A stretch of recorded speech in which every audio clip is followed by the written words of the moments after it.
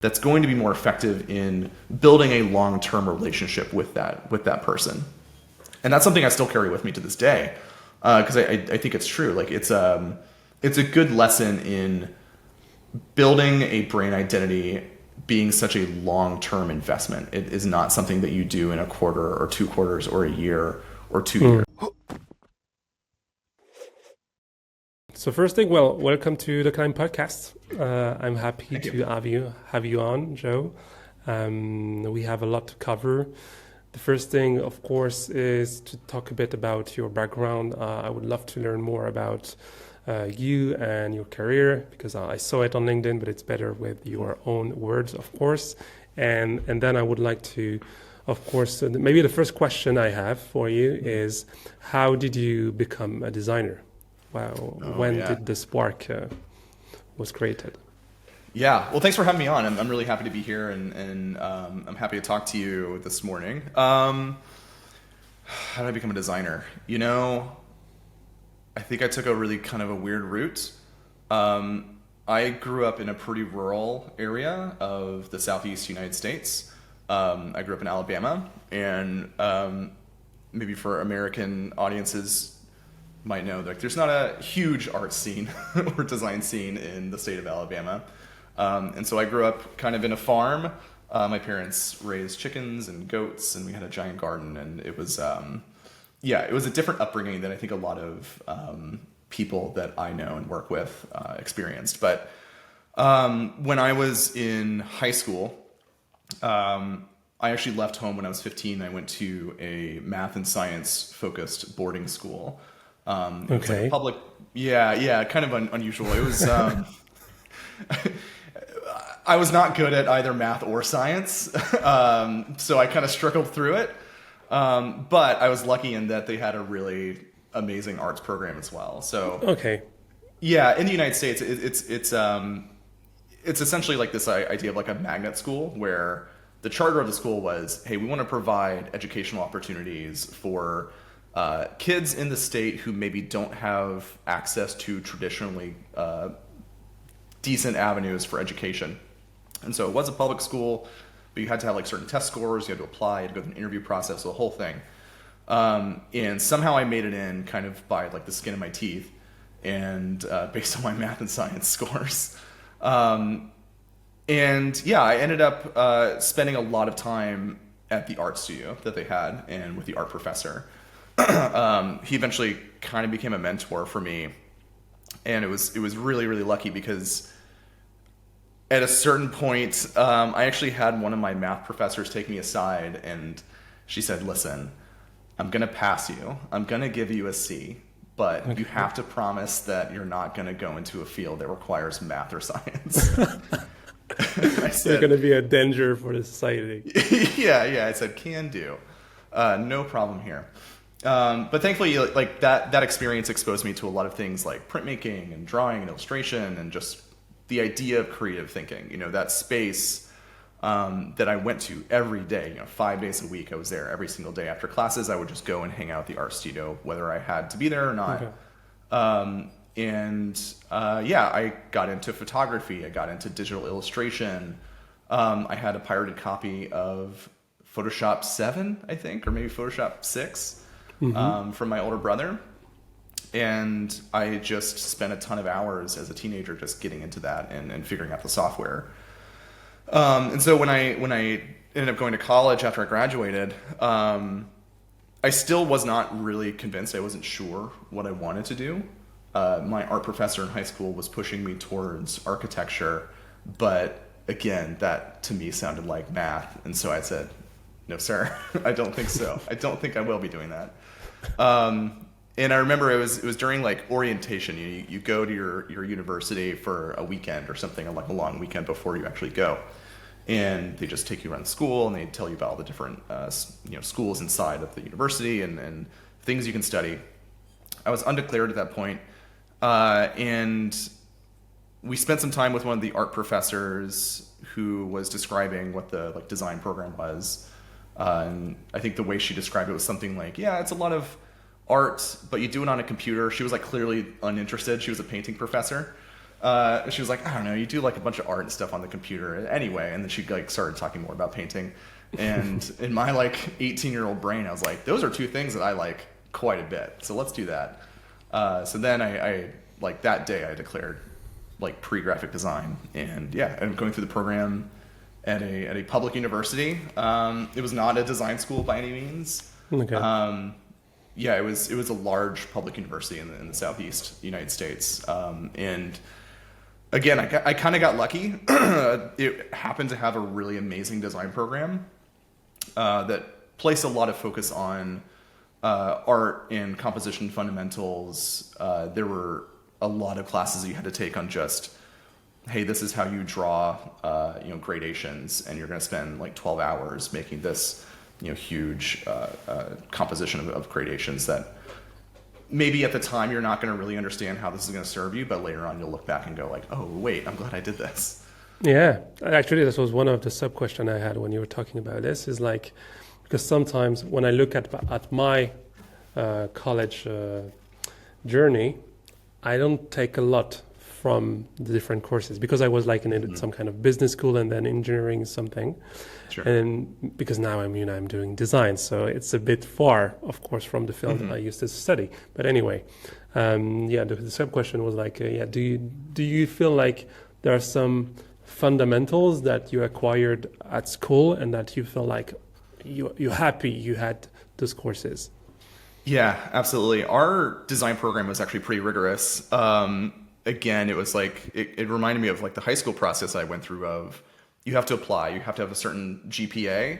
They only take in, I think, 30 students every year to go from pre-graphic design to actual graphic design. And so there was like quite a bit of pressure. And even kind of looking outside of the set curriculum, I think that kind of like macro setting of getting your stuff in order, building a portfolio in your first pre-graphic design year, and then submitting that and having like a beginning sense of rigor and craft and like a beginning to establish those fundamentals was like hugely helpful.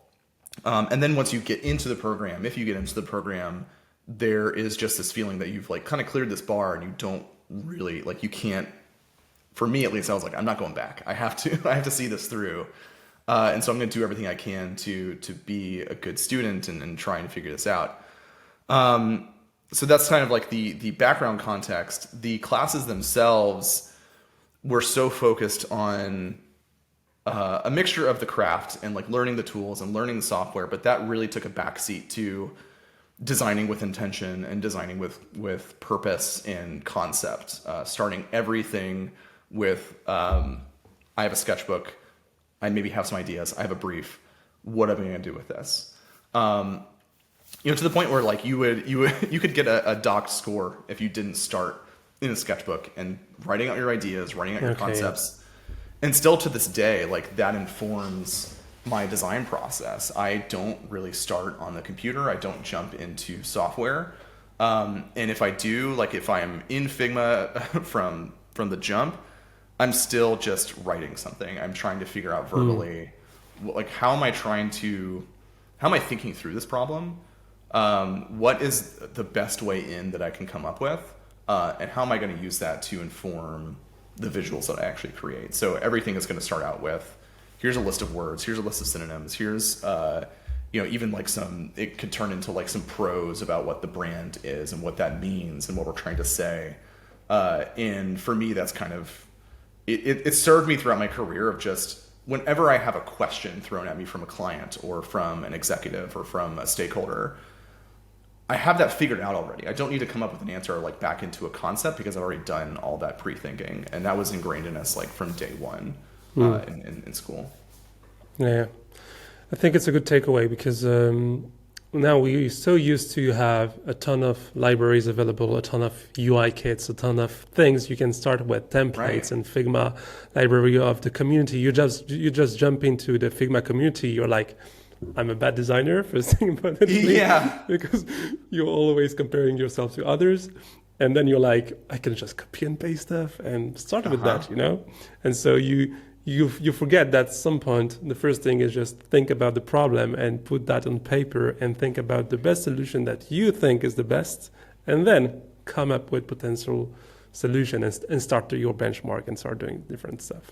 Completely, yeah. Like, I think that is a danger. You know, when I was coming up, we didn't have resources like Arena or that's a good point. Or, we had none of that. I'm not that old, but I am a little old. No, I started to design websites in Photoshop. This was my first. Same. Yep, same. Figma was not around. Sketch wasn't even around. We basically just had, like, when I was in college, we were using the first edition of the Adobe Creative Suite. Before that, it was like you still had to buy Photoshop and Illustrator and InDesign, all those separately. I was taught how to build websites in Dreamweaver in college. So wow, but I think I did the same. It's a good point, right? It's like now it is so easy to look at someone's end of their process and compare that to the beginning of your process and go like, oh man, I don't have any of these ideas. But you just have to figure out what works for you, and a lot of the times the thing that you're not seeing on Arena or Dribble or Save or whatever it is, that person probably had to go through and spend hours just banging their head against the wall. Some of the best advice I ever got from a creative director was the only real cheat code in design is to just get into your software, get into your sketchbook, and just make a ton of artboards. Make 50 artboards. Start trying things. The first 30 are going to be garbage. There might be like one or two things in the middle there that you're like, actually, there might be something there. The last, again, 15 or 20 are probably not going to be any good. But as long as you can get through that process and just keep going and find something in the middle there that you can pull out and take into your final product and inform your next step in the process, it's kind of the only sure thing in the creative process. Completely agree. So this was the start of the journey as a designer, and then the next step is, what was the first gig as a designer for you? Again, not to age myself, but when I was graduating, when I was in school, it was kind of at the tail end of the global financial crisis, right? So mid to late aughts, to the point where when I was maybe a junior or a senior in school, I was seeing a lot of my former classmates who were graduating and going into the job market, not getting anything. It might be 6 months, it might be a year. And that I internalized that a great deal, mostly in the form of just deep, profound anxiety about getting a job. But when I graduated, I kind of took the tact of, I'm just going to apply everywhere in the country and see what I can get. And where I ended up was in Washington, D.C., at a small agency. It's not around anymore, but a lot of our clients were government contracts. So working with the National Institute of Health, it was a lot of creating small little sub-brands and flyers and brochures for hey, you've just been diagnosed with this condition, right? And the National Institute of Health is going to make a little brochure about what that means and what you can do and how to live your life. And so we had a lot of very specific requirements from the government that we had to follow in order to design these things to maximize accessibility and make sure that it was representational of the United States and people around it. So it was really interesting work. I got to travel a little bit around the city, and I think for me it was my kind of first exposure to the broader design industry, and ultimately I think it was good. It definitely made me feel I was out of my depth, for sure. I didn't have a lot of support at the time. I was 21, 22, my first big design job, and everyone around me was at least 10 to 12 years older than me and had been in the industry for 9, 10, 12, 15, 30 years. And so it was a major learning experience. I ended up leaving and moving back south after about a year. And I ended up at a kind of regional advertising agency, where again I was just doing a lot of. I did not know this when I took the job, but a lot of my job at that place was working on casino advertisements. So Okay. the vast majority of their billings were in casinos around the country, and like specifically in the Midwest. And so I learned how to get really fast. I remember my first day, I walked in, it was like, 9 a.m. I went through like an hour or so of onboarding, and then the like traffic manager, this production manager, this guy, Willie, comes over and he's like, hey man, you have a job on your desk. Here you go. Boom. And it was due at like 2 p.m. that day. This is like my first day. I'd like been in the office for like an hour and a half, and I had to design like some invitations for some, I don't know, like spring casino event. And yeah, I just had to figure it out. Again, like I went back to my sketchbook and I was like, well, all right, let's figure this out, and sketched a bunch, and eventually came to something and like, this is probably good enough, and just kind of banged something out in Illustrator and Photoshop.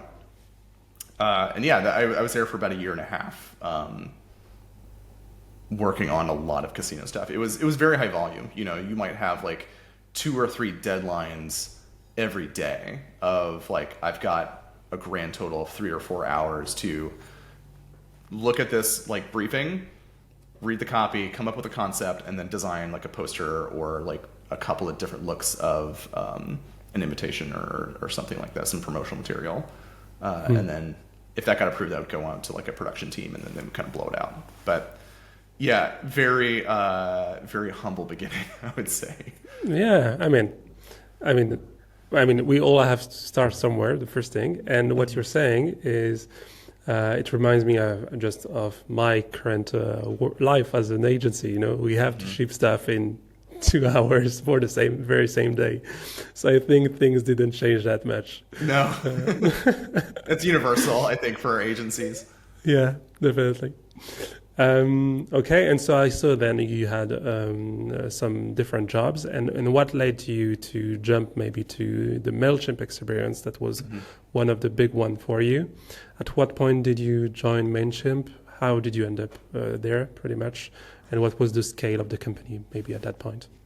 Yeah, that was, I think that was a major turning point for my career. So I spent the first 6 or 7 years of my career kind of bebopping around agencies. The thing that really I always tried to keep in mind was I have a goal. My goal is I do want to work at a larger company. I do want to work in-house, I think, at that time. And coming up in the industry in the Southeastern United States, Mailchimp for a long time actually was a company that stood out to me, just in the way that they invested in design. I remember even going back, I think when I was in school, my school was actually pretty close to Atlanta, and so we would drive into the city sometimes and go to like design events and things like that. I think I saw Michael Beirut speak at a design event at the Portfolio Center. And I remember we were driving around and I saw a Mailchimp billboard that was like this black billboard and just in like white type that looked like a metal band cover. It just said Mailchimp, and that was it. That was the only information on the billboard, and it took a second to like read it. And then when you did, it like, for me, it spoke to me in a lot of different ways. It said, oh, this is a company that invests in creative. They're okay with taking risks, and they're willing to hire people that think this way, and then they're willing to put money behind the people that do think this way. And so as a young creative, that really stood out to me, and was kind of like a beacon of like, oh, in-house jobs can be like that. They can actually just invest in raw creative, and build a brand in that way. So yeah, like I said, the first 6 or 7 years I spent mostly in brand and advertising agencies. My last experience at an agency was working for a company in Atlanta who focused primarily on hospitality and restaurants. So working with a lot of chefs, working with a lot of like hotels and things like that. And I was just getting burned out, like just like what we said, right really short deadlines. I mean, you might have like a couple hours to bang out a brand, and I was kind of getting a little disillusioned with that process. Not every agency is like that, of course, but that was kind of the circumstances I was in. And I think at that time, Atlanta had this kind of still developing nascent tech scene that I really wanted to find a way into. And so I joined a startup, social media startup called Yik Yak as their lead brand designer. Yik Yak was big kind of in the mid-aughts, like 2012, 2013. It was like this anonymized local social network, kind of like think Twitter, but for like your college campus or your office park or whatever it is. Based in Atlanta, so I was still here. I was there for around a year, and then unfortunately the company just bottomed out. But it didn't feel like it at the time. It was a stroke of luck because suddenly I was part of this almost like group of really smart, really talented tech people. They had started hiring people from San Francisco and New York and these folks that had been in the tech industry for a long time. And so that was really how I started to build my like first network in this industry. Actually, it's crazy that you're saying that because, I mean, in this industry, I get it. But, as you said, 6 years in post-graduate, I mean, after your university, it's a good learning for me because this is something I always say to my junior team members, that networking takes time and it takes time, to build a network, to build like proper relationship, to just experience you cannot buy. And so, it's just that it makes me think of that. And if you're lucky enough to get exposed to that in your college program, that's great. But I think for people like me who are coming out of like a state program, a state school who didn't have like a traditionally well-known design program, like that's way harder to do. I wasn't getting internships at Sackmeister or going out to these amazing huge agencies just because I didn't know anybody, and there was no way for me to kind of like breach into that market. And same thing with tech. I really, even the way that I got into that Yik Yak job was through just a personal connection. It just happened that a friend of mine now was their product designer, or one of their product designers, or mobile product designers. He added me on Dribbble because he saw that I was an Atlanta creative. And at that time, I was looking to get out of the agency world, and I saw that he was at a tech company, and I said, oh, interesting. And so I like reached out to him, we set up lunch, and like that, honestly, that one lunch is the thing that kind of set me up on this path. If I had not done that, if I had not gone to a Chipotle, outside of Buckhead, outside of Atlanta, then I would not be on the path that I am. And that's kind of terrifying and humbling to think about. But going back to the layoff, so when Yik Yak closed, what I had heard was the founder and then CEO of Mailchimp, Ben Chestnut, he essentially gave his recruiting team instruction like, hey, if anyone coming out of Yik Yak, it was well known in Atlanta that this company who had a lot of good talent was shutting down. If anyone wants an interview, they can come in and interview for a role. And so I had a couple people that I knew that were already sort of like in that process of talking to recruiters at Mailchimp. And so I got involved there. And what's funny is that at that time, the way that I kind of pitched myself was, hey, I understand that my background is in brand. I come from agencies. I have this experience of working as a lead brand designer at this social media company. But I am interested in learning product design. I'm interested in kind of moving over to that world. And so that was kind of how I pitched myself, was like, I want to come here and I want to do brand, but at some point I might want to transition over to product design. And that was interesting enough that the creative director at the time, Todd Dominy, gave me a chance. I got hired on as just a mid-level designer. And I quickly realized, after working with some extremely talented product designers, that in fact I do not want to do that. Much like The math and science high school, I started working with people that were extremely talented at this and go like, oh, my brain does not work like that. It's such a profoundly important part of all of our lives, working through good solid product design. But it's just after working through it a little bit, I found that it just was not as interesting to me. And especially at Mailchimp,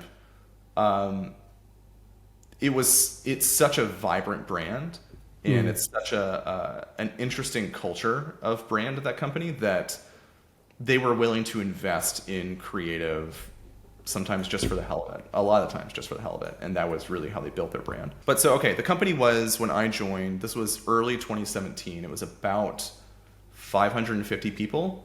We're still very much independent.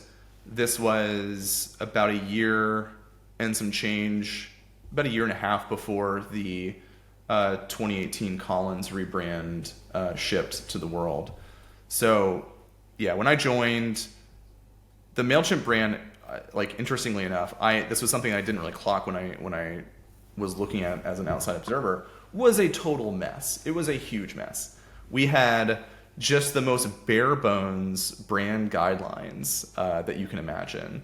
We technically had like a brand typeface and brand colors, but really those applied more to the product design team than they did to the brand team. The company, like the brand team at that time, I think was maybe 10 or 12 people.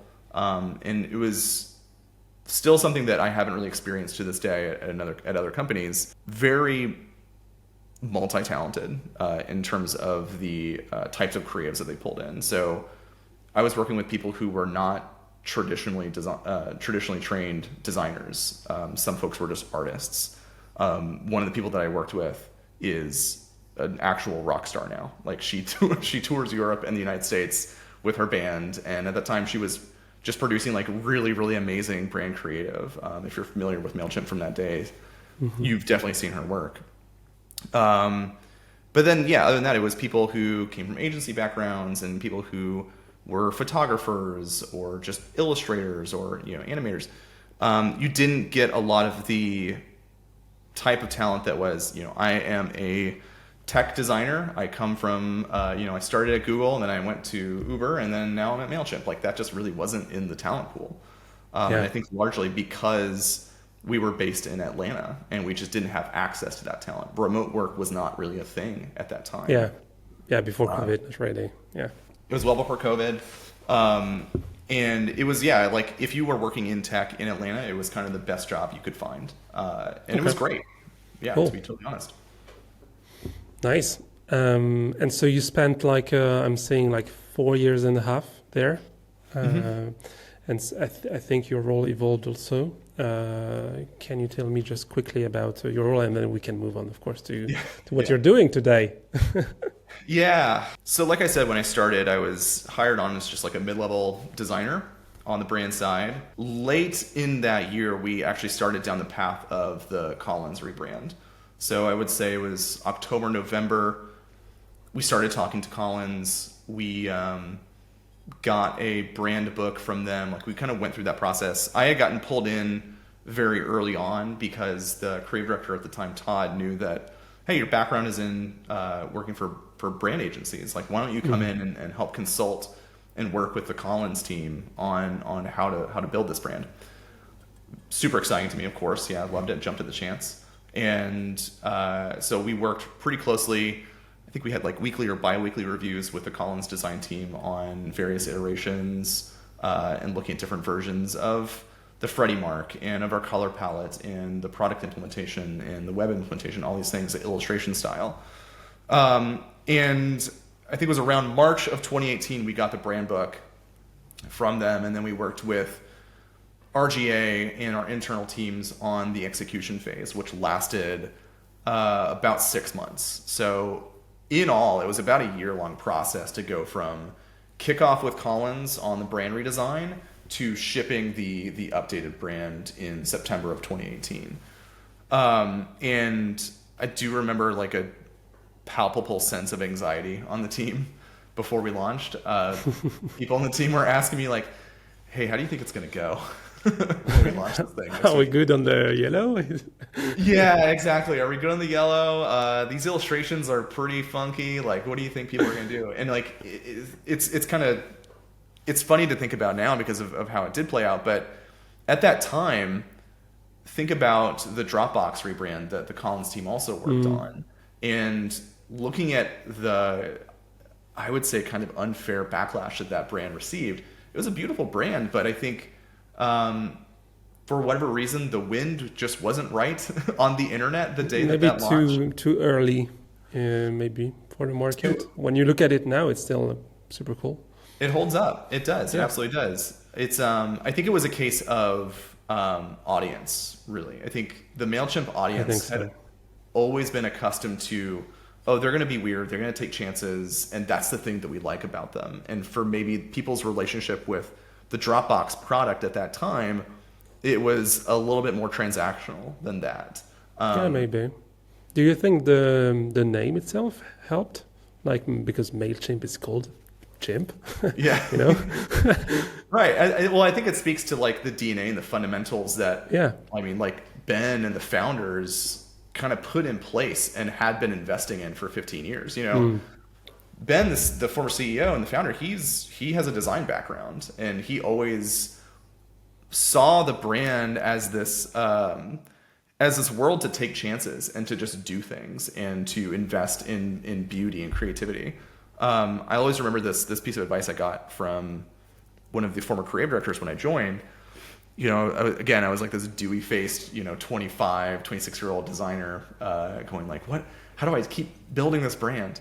And something he told me was, people are so used to being sold to constantly. You walk down the street, you see billboards that are just big numbers and buy this thing, here's a deal, whatever it is, that if you can break through that noise by just putting something out there that is beautiful, that is interesting to look at, and is not actively trying to sell to them, that's going to be more effective in building a long-term relationship with that person.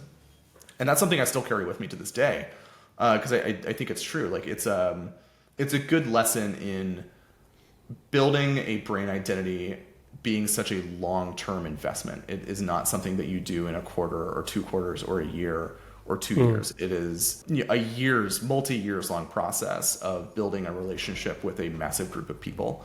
And the way you do that is just by being true to yourself and sometimes investing in beauty and not always worrying about the ROI. That is a hard sell for a lot of businesses. It's a hard sell. It's an incredibly hard sell. I think I'm gonna take that snippet and sell it to my customer because it's always the same thing. People, they want a rebrand in less than 3 months and it's gonna be live. And as Right. I can understand, because depending also on the scale of your business and your stage, growth stage, we have companies that come to us, they raise like 5-10 million, they are 6 months old, and 3 months at the scale of 6 months is half the company time.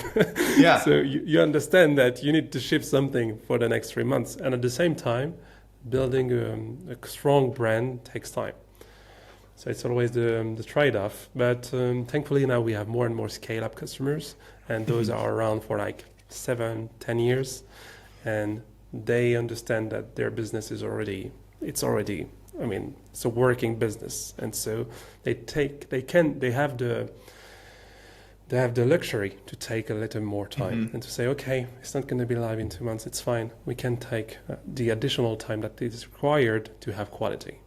Yeah, exactly. Yeah, it's like, I try to remind companies of that now, of that Mailchimp rebrand. It was great. I still have people who reference it to me and want to talk to me about it. And it was a really great process, and huge credit to the Collins team, huge credit to the entire Mailchimp team. It was hundreds of people working on that brand to ship a website for about a year, right? Like that is kind of a crazy prospect in the year 2025, Yeah. but that's what it took. And I think the proof is there, right? Mailchimp had a $12 billion exit. And I don't want to speak ill of the product, but there were a lot of competitors that were essentially doing the same thing. The product part, and this is true for many, many companies and many tech companies, the product part is commoditized. Anyone can come along as a startup, especially in the age of AI and everything, like the brand is the thing that you have. It is the thing that sticks in people's minds, for sure. You know, none of our competitors had that scale of an exit. And granted, like you can make the argument that the economy, zero interest rate policy, like the world was in a much different place at that time. But the value came from people wanting to stick around and people wanting to be involved with Mailchimp as a customer because of what they saw happening inside the brand. Part of it was the product, for sure, no doubt. But the way you build that durable growth in that dedicated audience is because people just have this intrinsic feeling that they want to be involved in this. I have this theory that no human being ever in the history of mankind has ever made a rational purchasing decision based on features and the thing that the product does. Like we all make decisions for the things that we buy based on how it makes us feel when we look at it or when we think about you know, being a consumer of this thing or being a user of this thing. And Mailchimp is a great example of a brand being dedicated to investing in that for 20-something years and doing weird things and building a reputation for that over a long period of time. And yeah, I think the proof is there. But so yeah, that was Mailchimp. I was there through COVID. You know, my role changed over time. So I went from being just a mid-level designer involved in the rebrand process, working with Collins, learning a ton from that team and from everyone I worked with there, to then kind of leading a brand experience team. And I think that role and how that was shaped, I think still really informs what I do today and kind of every role that I've had since then. So essentially the remit of my team then was, okay, we've shipped this rebrand. We know a lot of things about it, but there are a lot of things that we don't know about it. So much of it is we launched a new website, but the product itself was not updated like in any meaningful regard. Like we updated some colors, we threw some illustrations in, and we called it a day at that point for launch, you know. And that really just came down to resourcing. And so a lot of my job then was, okay, I essentially embedded for about a year with the product design team in being like the primary brand consultant on how do we actually implement this brand and its ideology and its voice and how we think about it on the marketing side into the product in a meaningful way. So working along with product back in the product at some point. Yes, exactly. Right. Yeah. But with your expertise. But right, exactly. I think from the point of view that I actually had some expertise in then, which was okay, like how do we think about the brand, but from the user side, right? Like there are a lot of liberties that you can take on a brand side in the marketing context that you really can't afford to do in the product. So it really was like a figuring out what works for our brand in the top of funnel, but once you're actually in the funnel, we have a user and someone's in using the product. How do we adapt the brand so that it's there and it is a helpful tool for our product design team, but it is not getting in the way? That was always my main piece of advice to product designers was, at the end of the day, a good product experience is a good brand experience. So if the brand is getting in the way of the product and is going to be confusing or is going to lead to accessibility issues for our users, then that should be the first thing that goes. You know, here's how you use yellow. Yellow is a very difficult to use color, especially in a product setting, because of the accessibility issues. You can't really lay like, you know, white type on it. Everything has to have really high contrast values. And so it's also really bright. People don't want to see a full screen of yellow show up on their computer or their phone because it's kind of jarring. So figuring out transitions, how we use a very humanist serif typeface like Cooper in like headline settings, and what does it mean when we use Cooper? So it was a lot of that. It was also figuring out like, what do sub brands look like in this new system? How do we talk to developers? How do we talk to our agency partners with new brand systems? what does the Mailchimp brand sound like? There's still like this kind of like doot doot sound at the end of all their marketing that, that was part of my team and what we did. Things like the custom typeface means we worked on with commercial type back in 2020. All of that was stuff that I led and worked on the team with for the last couple of years. Nice. So I went from a designer to senior designer to art director and like brand lead on a small team of brand leads. There was a period of time for about a year and a half where we didn't have a centralized creative director, and so we kind of like in like Captain Planet form or like Voltron form, like the 4 or 5 of us made the form of a creative director from various sides. So we had a person who was a photo lead, we had a person who was an illustration lead, a like internal brand and culture lead, and then myself who was a like brand identity systems lead. Working with a lot of teams around the company. Cool. And so this is a perfect link. You're helping me with the transitions, of course, because now you're working as a brand design lead. I think more specifically on brand identity systems at Zapier. And so is it like something you identified to like working on brand identity systems at Mailchimp, and that led you to want to take that role also at Zapier, and this is why you're doing it today?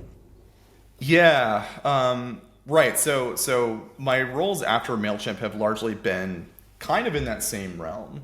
It's a lot of looking at the identity system of the company that I'm working for. And so I've worked for a handful of startups. I left Mailchimp to go to Mural, which is a collaboration software tool, much like FigJam or Miro. I kind of started the brand design systems practice there and started the early phases of a rebrand with that company that was executed by that team after I left. And then I moved over to a video infrastructure startup called Mux as their creative lead, essentially working through a rebrand, right? Like they were kind of at this phase similar to Mailchimp at the time of, we have an audience, we have a core audience, but we're sort of in this next stage of growth. We're looking at this next stage of growth and we're trying to figure out what our identity looks like then. Kind of like we want to grow up and we want to elevate our brand in the same way that we're elevating our product. And so I worked through a rebrand with them with an amazing agency called For the People, based in Australia. And after that, I contracted for a little while, did some work with Instrument for some short contracts, and then I actually was brought on by Weight Watchers International as like an interim kind of creative director to work with the team and essentially like up-level them in terms of like how to think about their identity systems and like how to work more towards building their identity systems. So I also worked with a couple like smaller startups on their like 0 to 1 brand and just like consulting and doing some active design there. But that led me to Zapier, where I was brought on as the manager of the brand identity systems team. And that's been my role for the last 2 years and some change. And yeah, like you described, it's been a lot of that of, okay, the Zapier brand when I joined was designed all internally. It was led by Michael Jeter, who's now the ECD at Stripe. Really, really talented team. They essentially had to redesign that brand in a matter of like a few weeks. They had worked with an agency on an entire new corporate identity. They'd worked for months. They'd gone through their traditional process. And this was going back to late 2021, early 2022, around when Russia invaded Ukraine. And it turned out that the entire crux of that system had been based around this big chunky Z, standing for Zapier. If you're familiar with that conflict, the Russian army uses a Z on all of their artillery and tanks and the kind of munitions that they were invading with. And so I think the team at that time had a very stressful moment of going, do we roll with this or do we maybe shift to something else? And I think ultimately what did it was they thought about, hey, Zapier is a fully remote company. You know, we don't have an office anywhere, but we do have an annual summit where everyone flies in from all over the world to one city. We stay at this, one hotel as a huge group and we have a week long of like events and gatherings and things like that. What is it going to look like if a bunch of Zappians show up wearing t-shirts with a big Z on it? Like, what is that going to look like? Maybe that's not so good. So the team at the time, this is before I joined, elected to scrap that entire identity system, and they started fresh, and they just redesigned it all internally from the ground up, and launched a brand in a matter of like a month, I want to say, which is just insane. It's a crazy amount of work, and to build a system that quickly is really impressive. So they shipped something, and that was kind of the brand that I entered into when I joined in mid 2023. And over time, I think what we found was the system itself was a bit brittle, and it was difficult to work in. And the Zapier brand team we're small. We're 5 designers, 2 managers, and 2 producers, and that's it. We don't have a creative director. We don't have a kind of a head of design. We report into the marketing team. And I kind of had this exercise when I joined of essentially making like a visual map of the Zapier brand, and I looked at kind of like, okay, if this kind of orange platform is the core of the identity system, let's look at our typography. Let's look at our image making systems. Let's look at our color palette. What are the things that we're missing? Do we have like an audio identity? Do we have a really robust composition system? And a lot of the answers to that were no, we don't. However, the main issue was that because we are so small and we are a company of going on 800 people, our resources are outstripped pretty quickly. We rely on production partners all the time to implement the brand and work on our performance marketing, our demand gen, and even sometimes our website, or various like smaller aspects of our website. And I think what we found was by the end of 2024, we were just like, this is not sustainable. This is not a thing that we can continue to do. We can try to keep addressing this issue of brand fragmentation over time and try to fix this system by system by system. But ultimately what we need is we kind of just need to wipe the slate clean a little bit and refresh the brand. And so I think that that was really the impetus behind us launching what we did, this brand refresh in April of this year. Going back to as far as last summer, around this time last year, me and my team were looking at the brand, trying to look at it with clear eyes and kind of holistically and go, truthfully, is this brand still serving us? Are the fundamentals that we have here going to set us up and keep us growing and keep us matching the company's and the product's ambitions for the next 2, 3, 5, 10 years? And I think the answer was no, definitely not. And so at that time, if you think about the number of changes that the industry and the company had gone through since the first iteration of this brand, AI was not really a thing when that brand launched.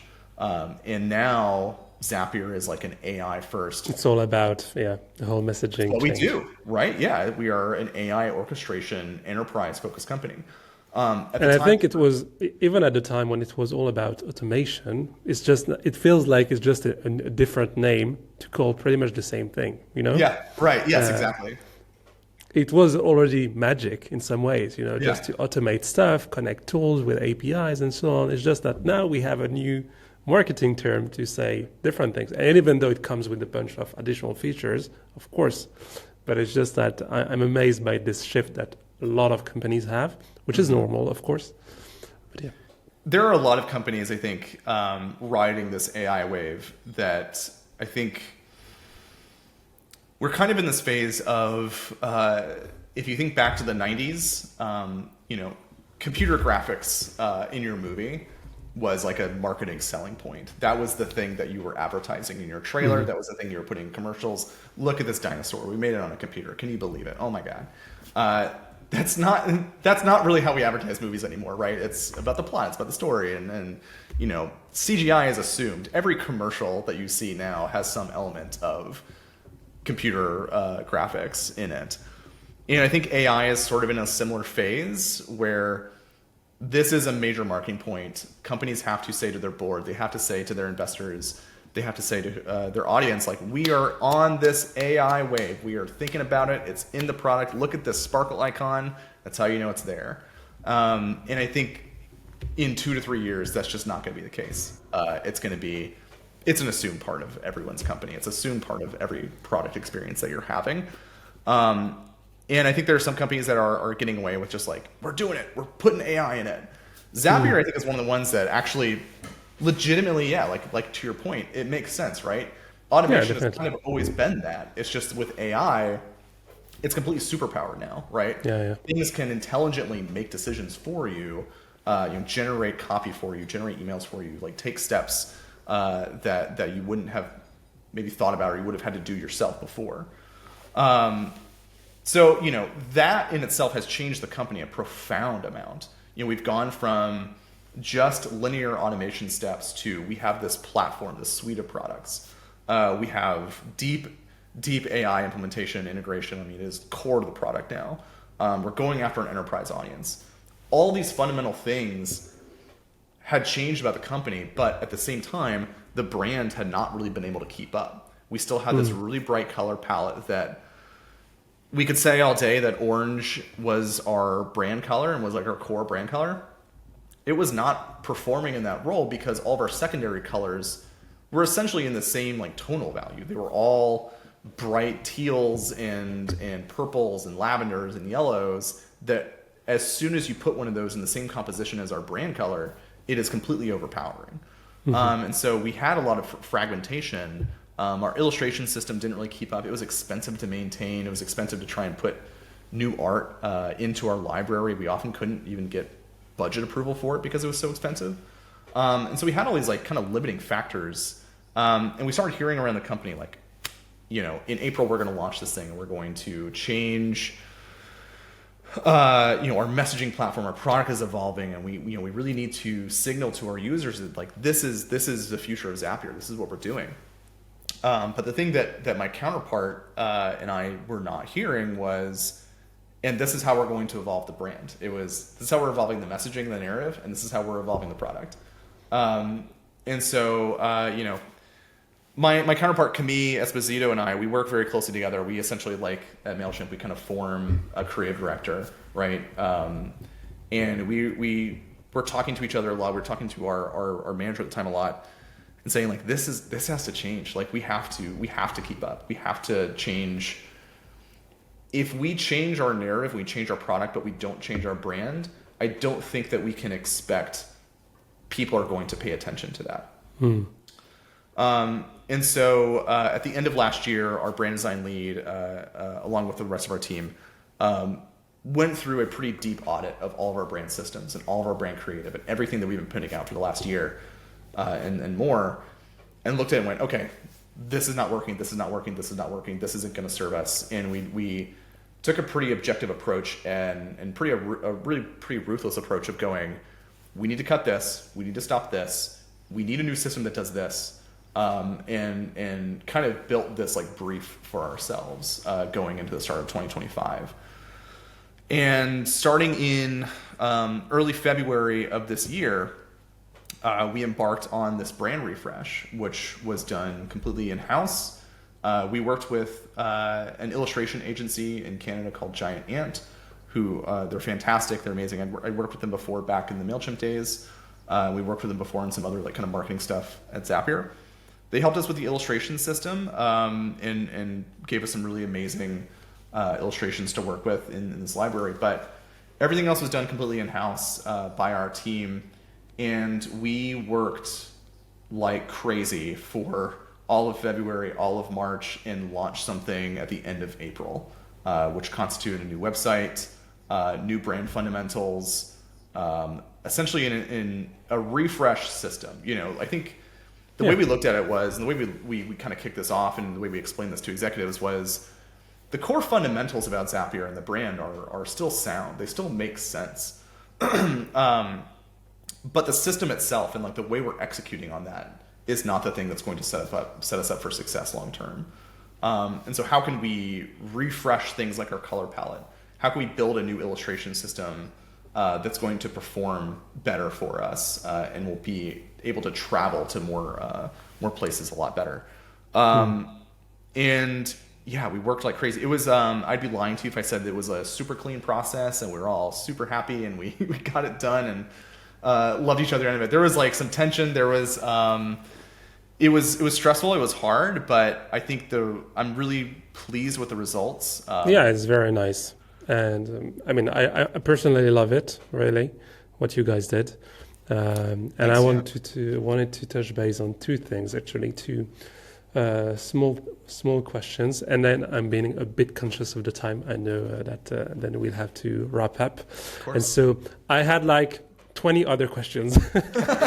So what I did, like when you were talking, I think condensing the best ones pretty much. And I think what we're gonna do is we're gonna do some hot takes. So you have to answer like in 10-20 seconds each question, and we're gonna end with that. But before that, I just wanted to say one thing, funny anecdote just for you. Right now we're hiring like one mid-level designer and one creative lead for our studio. And the case for the mid-level designer, I told them to redesign the homepage of Zapier. And so now I have like 6-7 revamp of the homepage that I could share probably. Anyway, so that's the small anecdote. And the second thing is I saw that recently you communicated about Zap Connect.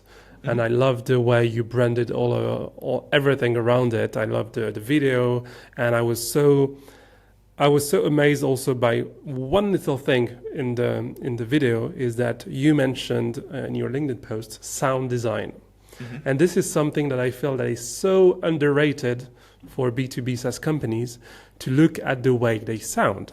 It's just something that we always forget when it comes to building the brand's identity systems. We always think about colors, photography, overall art direction, illustrations, but we forget how we sound, and we forget to create a signature for the company, a sound signature. And so I just wanted to have your little take on that. How important was it for you to have a sound signature in general, and then we can move on to the quick list of questions. For sure. I mean, and I want to be clear, like all credit to our brand design lead, Julia Jaskolska, who's based in Poland. She's been the creative director on all of the Zap Connect work this year. I've worked with her for years here at Zapier, and she's incredible. This was all her idea in Zap Connect this year, and so I want to pay credit to her, and of course Kelly Galliano-Aris, who's also on our team, who's been doing a lot of that work alongside them. So yeah, I was able to step back from Zap Connect a little bit this year and let them kind of just cook.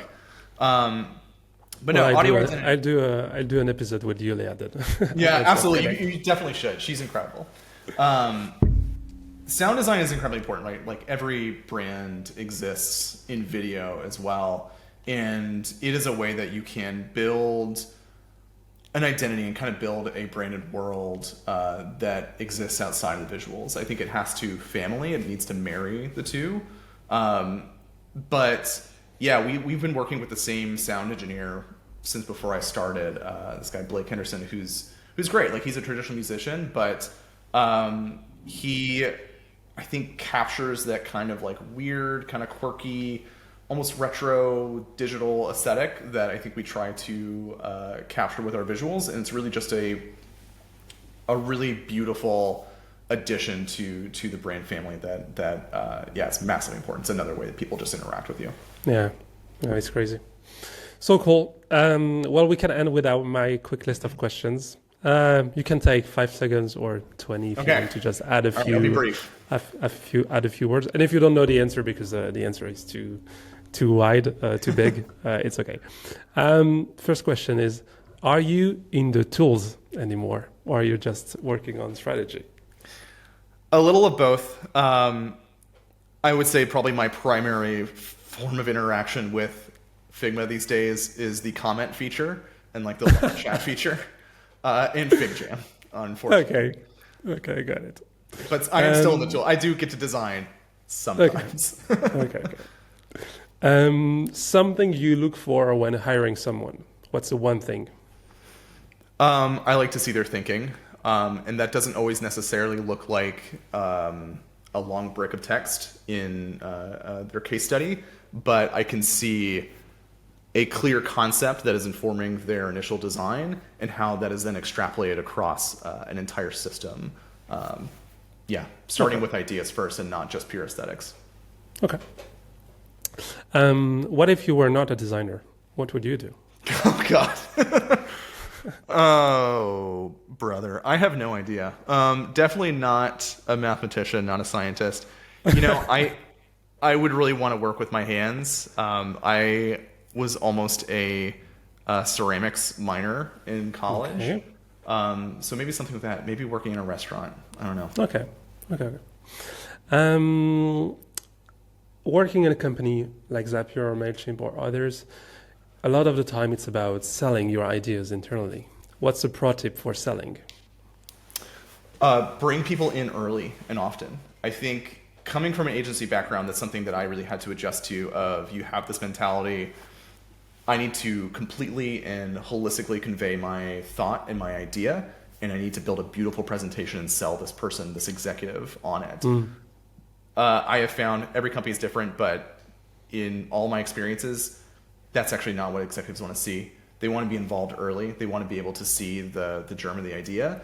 And if there's like an adjustment that they think they need to make strategically, they have the opportunity to do that when you've spent maybe a few days or a week on it, and not 2 months when it's a little bit too late. Okay, I see. What's one underrated skill for designers one underrated skill designers should build like early in their career? I would say writing. Being able to convey your ideas and your concepts through writing, through speaking and presenting, that's something that is not really made a huge focus in a lot of university programs. Yeah, you're right. But it is completely and utterly invaluable. You have to be able to sell your ideas. Yeah, definitely. What is an inspiration for you outside of design? A habit, a hobby, something you like to do? Being outside. Being outside, hanging out with my kids, fly fishing, hiking, just not being in front of a computer in a glowing rectangle. Okay, yeah. We talked about a lot about AI when talking about Zapier, but is there any part of your creative process that you would never automate? My opinion and my thinking. I think that's the thing that AI, a lot of people are maybe misusing that in this current moment. And I wouldn't say that's universal in every industry, but I think for creative thinking, it is up to you and your brain to be able to form an opinion and use your taste to evaluate something, to evaluate your own concepts and ideas. I think even when I was coming up, the adage that talent is cheap is true. There are a lot of people who are amazing at their craft, but the thing that distinguishes a really solid creative is someone that can think through a problem and execute with the high level of craft. And so outsourcing that first part to AI, I think is not the way to go. Starting there, maybe, sure, but not completely. What's one thing unique about Zapier that you love? Oh, I think it's a company that still is okay with taking creative risks with their brand. Our advertising campaigns are still completely different from any of our competitors and anything that a lot of SaaS companies are willing to do and put out. And it's something I'm really proud of that we're able to do. And we always try to extend that into, all of our brand. Okay. 3 last questions and we're good. What's a design trend you would anticipate for 2026? Ooh, I think this kind of glass skeuomorphism is getting a lot of heat right now. But I think that's how you know that it's probably going to stick around for at least a little bit. Yeah, I agree. they are trend builders at Apple, so sometimes even if people don't like it, they'll get used to it. Exactly. People are going to be pissed off for a little while, and they're going to get used to it, and then they're going to copy it. Yeah, exactly. Yeah. Two last questions. A personal project you'd like to explore for the end of the year? I am mostly working on our house right now. Okay. We moved into this house a little over a year ago, and it's old. The previous owners had been here for a long time. There's a lot of like cruft and a lot of weird decisions all around. Okay. I've tried to make my space a good reflection of my point of view, but yeah, it's pretty nice. You have a pretty nice background. The rest of the house outside of that door is not the same. I'm not going to lie to you. So that's a big project of mine. And the last question is, if you have to recommend this podcast to someone who I should invite, who would it be? As a guest? Yeah, as a guest. I think there are a lot of people, and I think you're kind of already doing this. People outside of like the traditional like American design industry who are doing really incredible things. I mean, people like Yulia on my team who are have a different point of view and have a different entry point into the industry than myself and a lot of other people who are like more notable in the industry. Those stories are really valuable, and I think that they're inspiring for people who are starting from a different point than the Sagmeister internships and things like that. The traditional New York, San Francisco areas. Got it. Well, that's a wrap. Well, all good. Thanks a lot, Joe, for taking the time for doing this podcast episode with me. It was really a pleasure, really on my end, to learn about your career background, what you did. I think I got a lot of pretty nice nuggets and tips and quotes that I can use for either my team or my customers. So that's super useful. So thanks a lot. Amazing. Yeah. Thanks, Michael. I really appreciate it. It's great talking to you.